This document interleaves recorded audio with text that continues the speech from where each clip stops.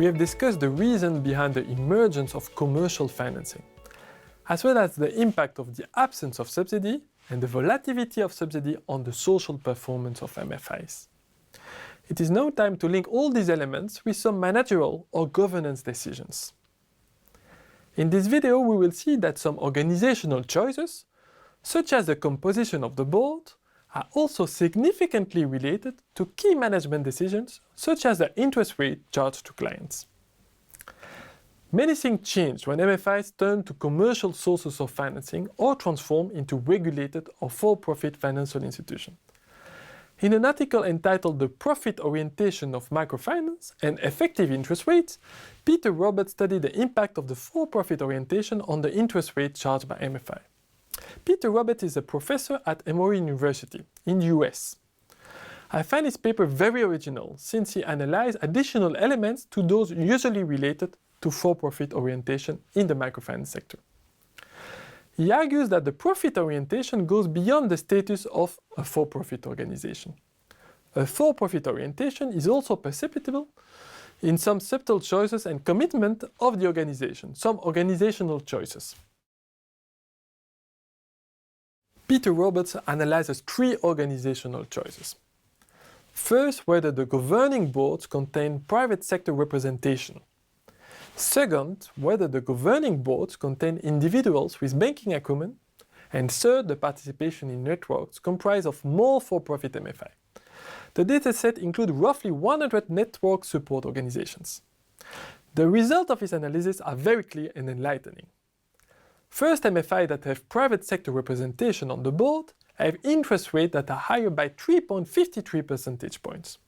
Second, board with banking experience correspond to an even larger 4.06 percentage point increase.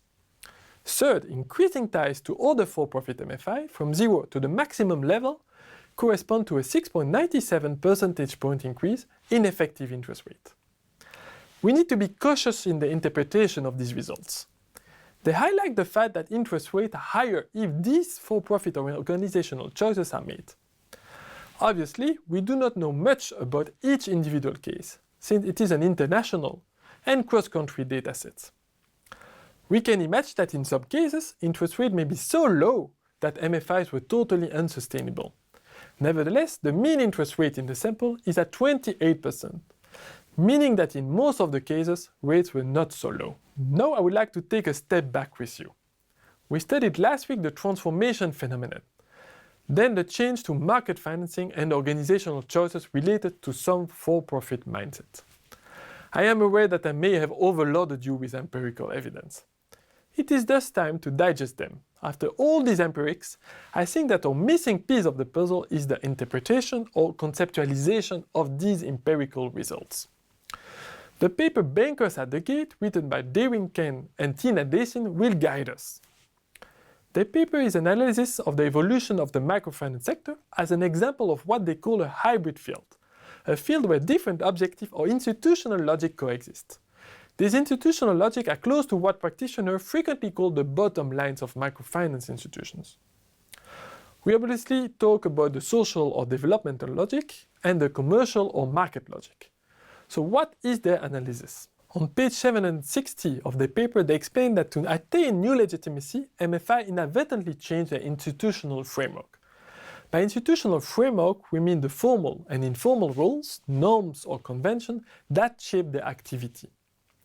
To put it differently, it means that the rules or norms guiding the working process of MFIs have been modified to gain legitimacy by other and new actors. You may recall that we previously saw that legitimacy was indeed a key challenge in the transformation process.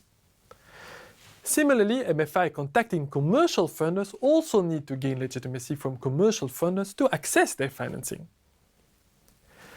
Darwin Kent and Tina Desin argue that the shift of institutional framework can weaken the ability of traditional microfinance institutions to compete in the future. Moreover, the new institutional framework is also enabling actors outside the field to enter positions of influence in the microfinance sector. They argue that the influence of commercial banking has grown to a level far beyond the comfort of the founders of modern microfinance working in the field of poverty alleviation.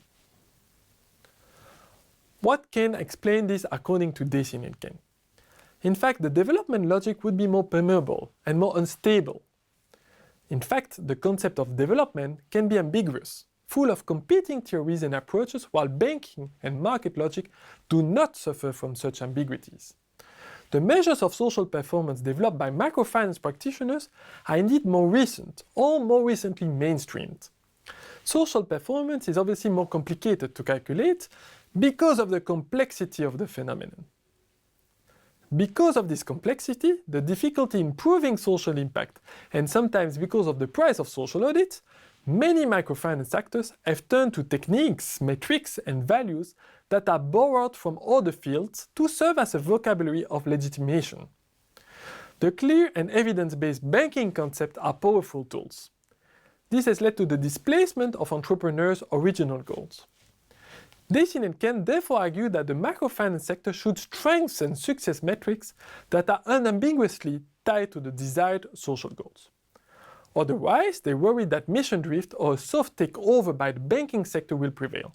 Their conclusions are straightforward, and some of you may disagree with them or find them too radical.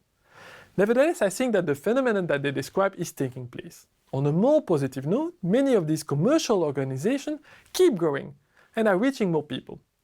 The debate is now what can we do about this risk of mission drift. We will discuss this topic in the next activities.